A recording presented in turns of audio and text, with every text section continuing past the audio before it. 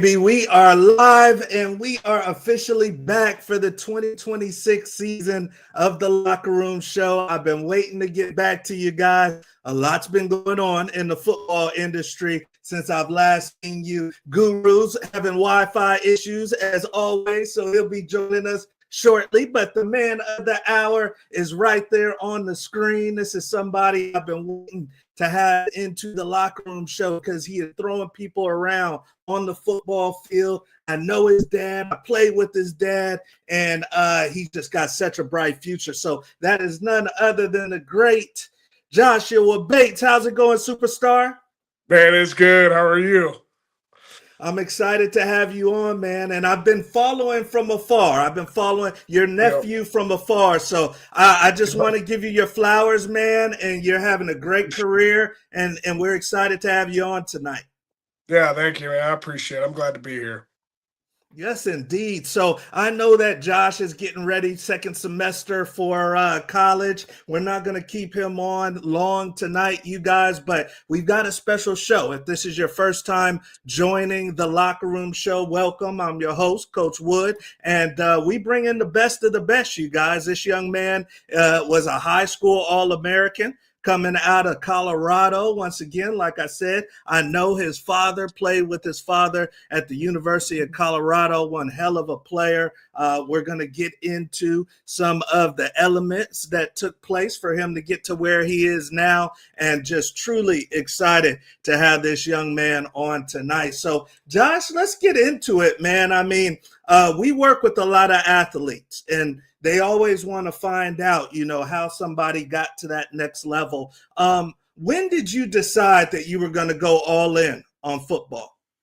Yeah, that's a great question. I think really it was from a young age. I remember my dad, my family taking me to a Rocky Mountain Showdown against Colorado State. And I think probably about 8 years old, I remember watching that game and watching how many people come out to watch us do what we do on the field. And I remember sitting there 8, 10 years old watching that game in Mile High Stadium. Now it's a different name, but it always changes every year. But just watching that game, being able to see what those people did on that field and how much support they got. I mean, who wouldn't want to do that?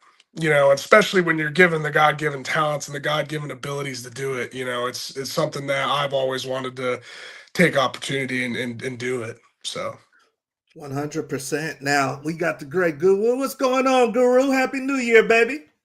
What's going on? Happy New Year, Coach. Y'all can hear me all right? Yes, I got you, man. I got you. Okay, cool. I didn't get a chance to do a sound check. So we good. Yes, indeed, baby. We are live. We are live. I see the great Coach Foss joining us from the frozen tundra in North Alabama. Stay warm, Coach. Get by that space heater for me, baby.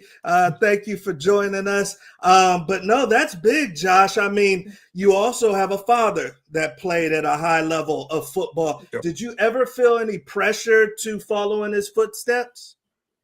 Not really. I mean, I think he always tried moving me into different sports. Like wrestling was a big deal. You know, doing different things. He wanted me to experience a lot of stuff early on in my life, and then to be able to make a decision. I remember making a PowerPoint presentation and coming up to my dad, and we're like in the first grade.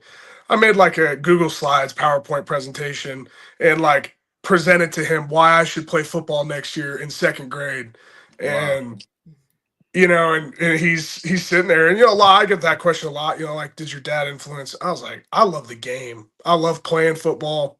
I love the X's and O's. I love everything about the game, and you know, just he always was like trying to get me to try something else, do something different, and it really is just it came down to me wanting to play, and you know, and now we're here, so.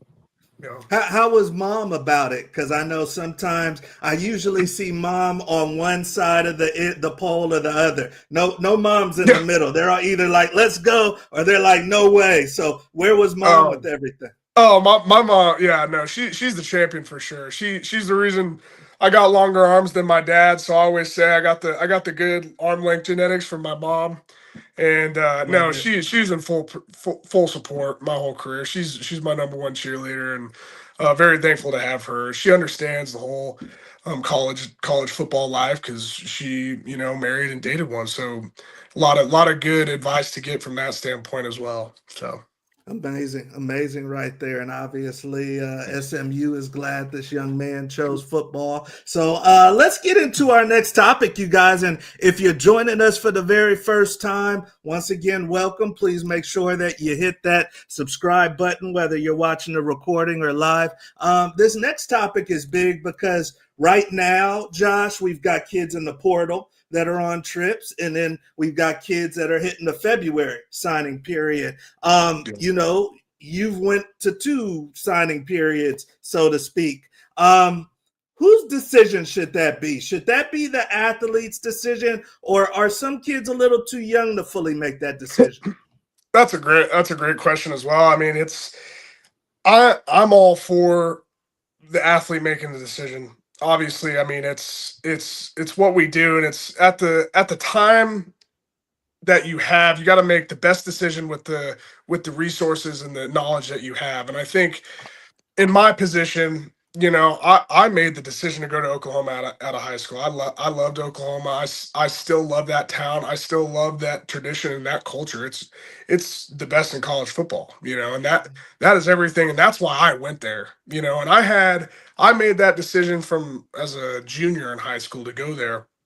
And I had people around me, more of like a team that would give insight. Of course, they would give insight. And my dad, obviously, planning going to Colorado, there's a lot of insight he could give me as well on how to pick a school, what to do, But in the end, I mean, it's what you want to do. It's your athletic career, it's your college career. And I think, you obviously don't want to make an emotional decision, and you don't want to make a decision based off money, off of this and that, where it's at. You don't want to do that. You want to find a group of people that you're willing to take advice from and listen to them, and then make a logical and detailed decision at that time. And I think if people do that, you're gonna see a lot of things fall in the right way.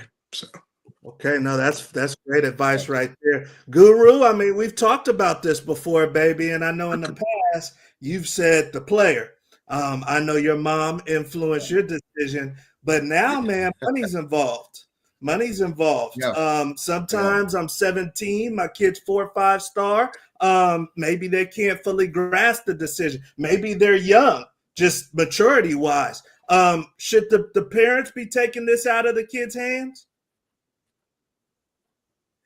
I wouldn't say taking it completely out of their hands. I mean, but ultimately it's the kid that's going to have to be, waking up at 5 a.m., man, getting workouts in, lifting, learning a playbook, still getting to school, still making sure that you're eligible and making your grades. So the parents are more along the lines of there for guidance. But as far as making the ultimate decision, you got to let the kid play where his heart is and where he wants to play. Now, I will say, being a parent, and because you are a more mature mind, it's if you do get a feel maybe that, the recruiting coach maybe is something that he's giving off that you're really not feeling, and that would be a family discussion. We all would need to huddle up and be like, I was making mental notes, some things that he was talking about. We were in the living room. We need to talk about that, but bottom line is still going to ultimately always be up to the player. I mean, your dad. That's how you learn Josh, as a man. That's why it's a man's game. Mm-hmm. Yeah, no, great points right there, and he's got to live with it, like you guys said. Did Dad have any feelings, or did he just sit back, Josh? Yeah, I think I think he's always. I mean, selfishly, like I mean, from when you guys played, you guys went to a college for 4 years, and you bled and you played and you sweat for that university. And my dad did that at Colorado, and so a lot of his insight was that's what you do. That's how you go about this. And you pick a university, and when you sign that paper, and I went to Oklahoma, you sign that paper for that. You bleed and you sweat and you give everything you can to that program. And I did everything I got for those 2 years, and that's how it was when you guys played. in this new in college football, it's a lot different, a lot more, a lot more things to think about, and especially coming out of high school, like with the Yeah. transfer portal, a lot of it is different. And that's something that my family, we had to adapt to. We were I didn't sign up for NIL. Yeah. Even when I was in high school, Yeah, you NIL were right hit the in the scene. midst of it. Like Yeah. it hit the scene in high school, and like I knew I was gonna make like a certain amount of money, but I didn't know what it is now with rev share and stuff like that. So I signed up to play football because I love the game, So that is different. And my dad definitely helped me as what he knew, and it's changed a lot. We've evolved and grown a lot. So That's That's huge what's right up. there. And that's why we want to ask these questions for you young athletes that may be in these situations. Learn from Josh right here. We're on to our next topic, and this one is a good one too. And I'll start off with you, Guru. I mean, like I said, these kids are on portal trips. I've literally got a kid at Colorado right now. It was years ago that we went on trips, but even some of these head coaches, Guru, are celebrities where some of the parents get shell shocked a little bit. If my kid's on an official visit right now, Guru, give me one or two tips that they might not be thinking of or things that they should be keeping their eye out for. I would say, for one, with all this money flying around, looking at a coach's tenure. I mean, you don't see coaches make runs like Saban or like Lou Holtz or these legendary coaches that we know of. A lot of these guys, man, it's a 3-year window, 4-year window, 2-year window. Hell, look what happened to coach it. I mean, what happened at the coach at UCLA, right? Mm-hmm. So it's like, with Foster. So I mean, it's like that. It's how long have you been there figuring out a way to win where you're at? That would be one of the first things I'd be looking at, because if you're a major part of the equation, while we're going to this school, because my kid wants to play for you, or as a player, I want to play for you, and you have a resume of 2 years here, year here, 3 years here, whatever the case may be, it's like, how do you teach consistency if you don't have that on your own resume? Okay. All right. Josh, I mean, you've taken a bunch of visits from high school through probably the portal. Give me a couple tips for that kid that's flying out tomorrow. He's going out on Friday, first visit. What should he be thinking about? I think it's obviously growing and evolving with my mindset and kind of how I thought about it. I think now, when I went in, I asked, number one, how do you train the athletes? How do you strengthen conditioning? How do you condition? What does your off-season program look like? What does that look like? How do you take care of the athletes so you can develop and get better? Because this game is still a developmental game, and it's still a player's game, no matter the coach. So you still got to come in as a young guy. You're in the portal, that issue is different. As a young guy, you got to come in, you got to be, how are you developing the body physically? Because it's a big change. The game's different, the speed's different, the physical guys are older. They're older, they're bigger. I mean, Indiana's got freaking 30-year-olds on that team, so it's like they're experienced, they're old, and you got to come in as a 17-year-old in January. You don't know nothing about anything, and you got to be able to perform at that level. And so that number one is one of the biggest things. How do you train your athletes? How do you treat your athletes? The second thing is, how long is the relationship with the university? How long is the school? I love SMU because SMU is not a graduation. Like, you're not done at graduation. You're done 50 years from graduation. You're going to continue to get opportunities 50 years. You're going to continue to get job opportunities. You're going to meet people that are deeply tied to many different areas in life, and that is very important. What does your alumni look like? Does your alumni care about football? Does your alumni support football? Is that something that is there at that university? That's the second thing. That is something that when I visited SMU, like, that might be the best school in the country for that. For a lifetime. How does it look like a lifetime? You know what I mean? And then the third thing I would say is, how are the players? How are the guys? You know, and asking the coaches, and the coaches do play a big role, especially now at the portal. Like, the coach leaves, like you're going to have an opportunity to go other places with that coach. You know, if he wants you to come or not. And so the coaches are a big deal as well. You know, you gotta ask your coach, how do I fit into your room? How do you see me as a player, and how do I fit in, and how do you see me fit in this program? You know, and asking the guys the same question, like how do you guys do things? How does things work here? If you like the guys that you're playing with. And so it's because people move everywhere. You'll see different faces every year with the transfer portal, and it's important to build relationships like that. So those would be the three things that I would focus on for sure in visiting portal and in high school, really. So Yeah. Let me ask you, because we're talking about the portal now, so we might as well jump to our next topic. Is there a code now of crossing the line, Josh? Like I know that most of my team will probably dibble and dabble in the portal, but is it like, hey, I'm at Colorado and you went to Nebraska? Or, hey, I mean, we recently just saw right here, you know, the Lagway from Florida to Florida State thing with Norvell. So we're old school, me and Guru. So talk to me, if one of your linemen that you've been partying with and in the trenches with goes to TCU, how does Big Josh feel about that? I mean, no doubt. Like, I'm still old school in that fashion as well. I love rivalries. That's big reason why I play the game. Now, another big issue is I love the guys, and I'll always put the guys first. And if that is the best decision for that guy at that point in time in his career, he full on make the decision, no doubt. I fully support your decision to go to that school. However, when it is that date, that weekend, and that rivalry, I'm kicking your ass no matter what. So that's my mindset. You can go wherever you want, whatever the best opportunity is for you. If that's TCU, if that's, you know, Clemson, if that's wherever.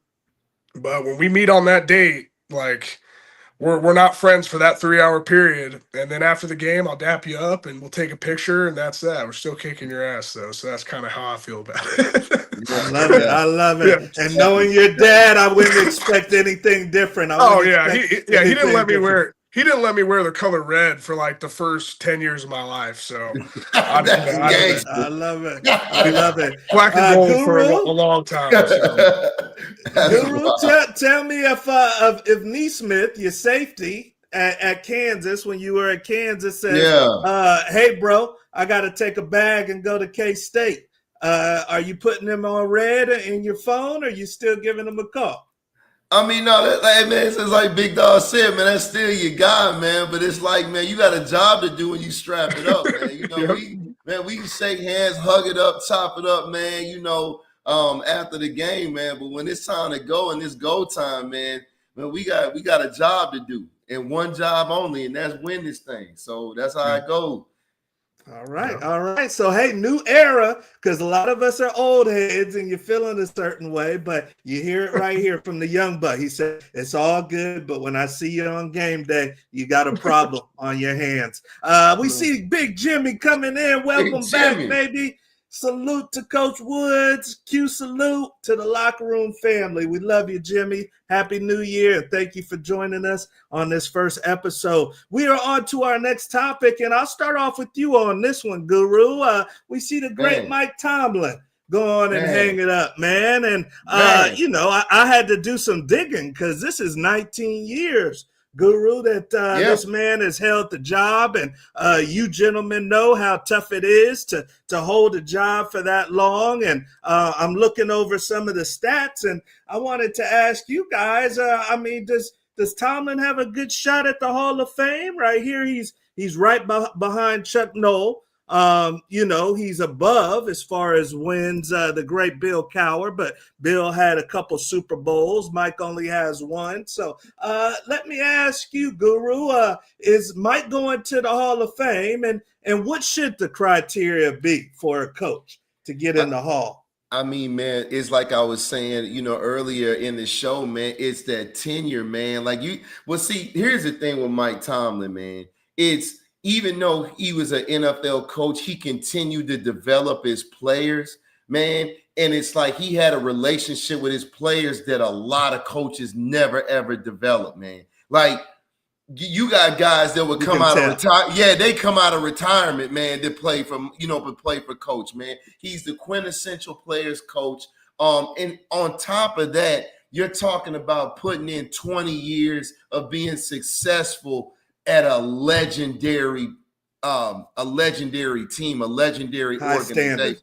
Yeah, man. So it's like you gotta put him up in there. Like, that's not even a question. It really isn't, man. Okay. Good dude from top to bottom. With one Super Bowl. You still.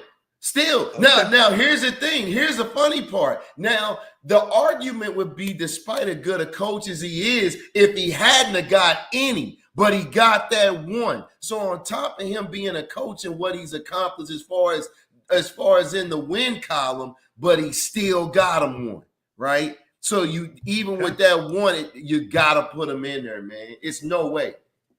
Okay. Talk to me, Big Josh. How you feel? 19 years, one organization, but only one bowl. What are you thinking? To me, it's a no-brainer. I mean, football is a game of consistency. It's the more consistent you are, I mean, the longer you're going to keep your job. And that guy, I mean, Coach Tomlin, like, he has been 19 seasons. Yeah. Correct me if I'm wrong. I don't think he had a season. I don't think he had a losing season. No.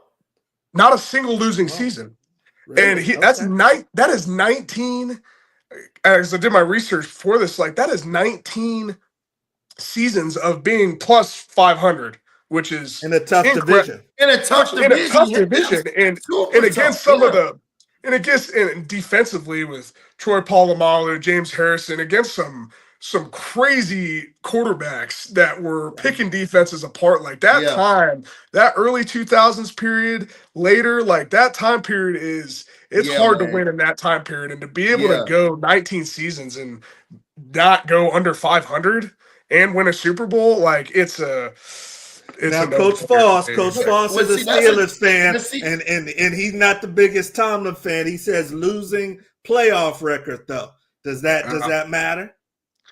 Hey, I mean, he's got one more Super Bowl ring than me, so I can't say anything. Hey, he got a ring, and the fact that he was getting to the playoffs. But no, you actually made a great point. You're talking about going against defensively with a lot of those Steelers defenses that he coached. Man, Peyton and those guys were in their prime. The all-time defense. Yeah. Phillip Rivers and them boys were in their prime playing again. Yep. So you're talking about some of the greatest gunslingers of the era, and he's still getting to the playoffs. So yeah, man, bar none, dude. Like, he's one of the greatest of our era to ever do it, man. Great coach. Great coach. Yep, I agree. Yeah, almost coaching as long as Josh has been around since you were a little right there. So if it's up to these gentlemen, Coach Foss, I know you don't like Tomlin too much, but if it's up to Josh and Guru, he's getting in, and we'll see what happens in the future. It may not be first ballot, but we'll see what happens in the next session of the Hall of Fame. So we are on, you guys, to the lightning round, and this is our first edition of the lightning round in 2026. This is a fan favorite portion of the show, and we've got the young buck from SMU that's about to go through the lightning round. So this is our version, you guys, of word association. 60 seconds. Now, we've got a twist at the end. You knew for the new year we had to add a twist at the end. Even Josh, I don't even think, knows what the twist is, but Guru and I got him covered. 60 seconds. Let me get my stopwatch. Now, Josh, you're going to say the first thing that comes to your head. So I got some either or. I got some people's names on here, and you say the first thing that comes to your head, okay? Sure. All right. Now, I don't know your favorite. I know there's some good food places in Dallas. I don't know your favorite food place, but you are kicking off the first lightning round for 2026. So you get a free dinner on the Locker Room Show if your score holds up. If your score holds up right before the season, it's a free dinner on the Locker Room Show. I got him at zeros. He's got 60 seconds. Let's put Josh through the lightning round. Move my T right there. All right, Josh, we're going to put you through the lightning round, baby. 60 seconds Do not elaborate. Try to go one word. Get in, get out, Josh. Get in, get out, baby. All right. He's at zeros. All right. Number one. First lightning round of 2026, baby. Number one. 60 seconds. All right, Josh. First thing that comes to your head. Durango High School. Go. Man, a lot of fun. Fun. Pineapple or mango? Pineapple. Kevin Jennings. Dog. Trip to London or trip to Hawaii? Hawaii. Favorite birthday cake flavor? Chocolate. Best player you ever played against? Peter Woods. NIL.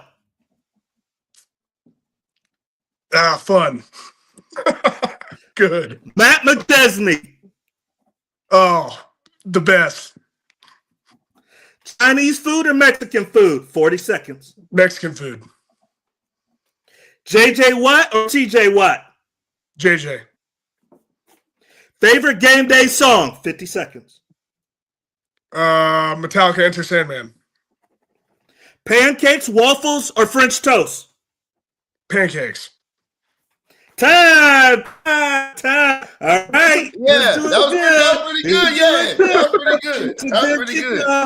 You caught me on a couple of them. I wasn't expecting Coach Matt. Hey, that. Look, we've been doing this, man, for a while. Like, that best player you played against got everybody. That always stumps everybody. We had Hall of Famers on here stuttering, brother. Don't worry. I was playing the Hall of Famers. Yeah. All right. So let's add them up as we always do. And then we got a twist at the end. You guys are going to like this twist. But let's add them up and see what he got. Now, you guys know he gets one for tech delay, all right? And then this is the kickoff, and we'll see if his number holds for the spring. All right, first thing is his old high school, Durango High. He says fun. That's number one. Number two, pineapple or mango. He says, give me the pineapple. Number three, Kevin Jennings, his quarterback. He says, dog. Number four, trip to London, trip to Hawaii. He says, put me on the beach. Number four. Number five, favorite birthday cake flavor. He says, chocolate. Number six, best player you ever played against. He says, Peter Woods. Number seven, NIL. He says, fun. I bet it is. Number eight, Matt McChesney, the best. He says, that's his old trainer, old teammate of mine and his dad's. Number nine, Chinese or Mexican. He says, give me the Mexican. Number 10, JJ Watt or TJ White. Says, give me the older guy, JJ. Number 11, favorite game day song, Metallica, Enter the Sandman, the Virginia Tech song. And then number 12, pancakes, waffles, or French toast. He says, give me the pancakes. So with the tech delay, he's got 13, you guys. That's a good kickoff. That's a good kickoff.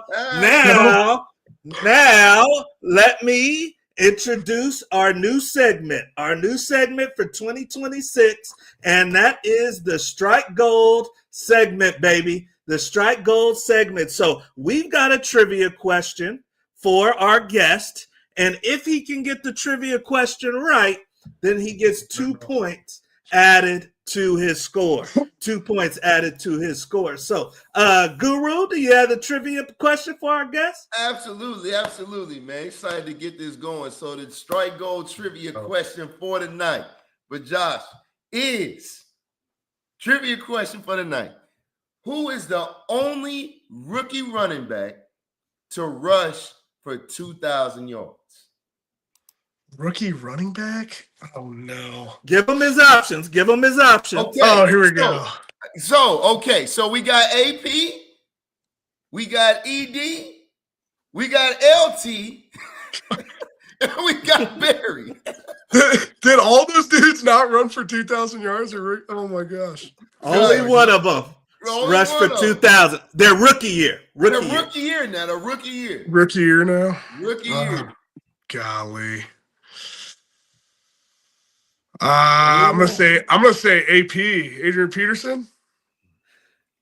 Was it AP? It was not AP. Actually, you know what, Josh? I'm kind of upset with you because it was actually Eric Dickerson, and he's a Mustang. So I'm upset with you right now. I'm a big AP fan. I love AP.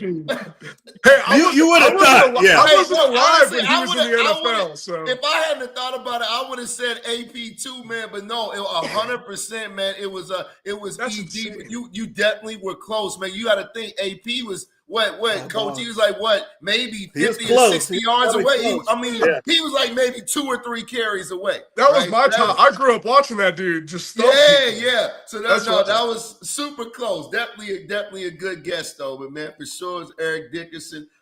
See, people don't know though. Guru's gonna let you in on a secret. You want me to tell you how ED got the 2,100 yards? It was the Jerry curl, man. See, it looked wet, but it's dry. Oh my gosh. We got a young buck. He don't know about the Jerry curl yet, but it looked wet, but it's dry. People were sliding off. People were sliding off of ED in the second half. Activated, I'm telling you. But yes, great SMU Mustang. He was getting the real NIL. The real name image right. He was the NIL king. Yeah, he was. Yeah. So that is the new segment of the show, you guys. Strike Gold Trivia, where our guest gets the chance to add a couple points to their Lightning Room score. But hey, without the trivia, Josh did great. So 14, Josh. 14. We're gonna let you know if it holds by the end of spring, baby. So good. Hey, that is it for tonight's show with the great Joshua Bates. Hey, you guys, if you're not watching SMU football, you got to watch the center. You got to watch the man in the middle because the offense is running on high octane out there in Dallas, and it's a big part because of this man. So, hey, Josh, good luck next season, baby. Thank you for joining us. Thanks for having me. Thank you. All right, big man. All right, you guys. So, hey, that is a great kickoff to the year. We got a new year, man. Guru, we back, baby. Hey, man. We about to have it's a lot going on. We got it is. It's a ton. It's a ton going on, man. A lot of guys moving around. We'll be touching on that, man. The portal is so many curveballs, man, and that's going to be fun to talk about, man. Obviously, it's always things popping up, in the off season. So, for you kids out there, man, in the off season, if you're not hooping or whatnot, or running track or trying, which you should be anyway, but just stay out of trouble and keep yourself healthy at minimum. Yeah. Right. Yeah. You don't want to derail anything that you worked so hard for in this off season. And as we always say, before you know it, man, you'll be strapping it up for another season, man. It's just that fast. The summer is an absolute blur, right? It's a blur. So prepare yourself, stay out of trouble. Man, make sure you make your grades or whatnot, man, and figure out how you can connect with your community too, man. It's bigger than, just being on the field, man. Making sure that, people, man, give a vibe and know who you are with your helmet off too, right? Yeah. So yeah, especially you kids that are in college, the ones that are getting the NIL money from the community, get back in the community. For sure. And those people will support you when you hang up your cleats. For sure. Absolutely. Yes, indeed. So, hey, you guys, this was our first show back. If you are someone that just joined us late, please run this back because Josh gave some great advice, you guys. He's someone that's getting some pretty good NIL money. His dad played football. He's playing power 4 ball. He's the center on the team. So there's a lot of weight on his shoulders. Mm-hmm. You guys can learn a lot from Josh. Also, go on social media. All of the guests that we bring in, we're going to bring in the best of the best. So everybody we bring in, make sure you connect with these people on social media, man, so you can build your own relationship and they can help you move forward too. So very, very good deal tonight. I see Ruck coming in. He says Indiana grabbing guys out the All-American game. Uh-oh. Indiana already. Hey, man, Indiana reloading, man. Listen, you got to give it to them. Whatever they got going, it worked. It flat out worked, man. It is what it is. It's going to be interesting to see if they can sustain it, but Cignetti is looking like a new age Saban right about now. Nobody's won more games in their first 2 seasons. at the Power 4 level than Cignetti. So Yeah. they're doing something right, and they're not spending a bunch of money. I think they were the lowest team in the playoffs as far as how much they were spending. Power 4 team. The Munoz family, greetings from Texas. Love you guys. Marco's getting older, so we'll be talking about him too, Ernest. But we are happy to be back, you guys, and we are signing off. We got an amazing guest, and I'll say hint, hint. You guys saw a little bit of Mike Tomlin. The gentleman we're bringing on next week played for him. So make sure you come back next week because we got a great show for you next week. But that's Guru. I'm Coach Wood. Run it back. Make sure you subscribe, and we'll see you at the top. Have a good one.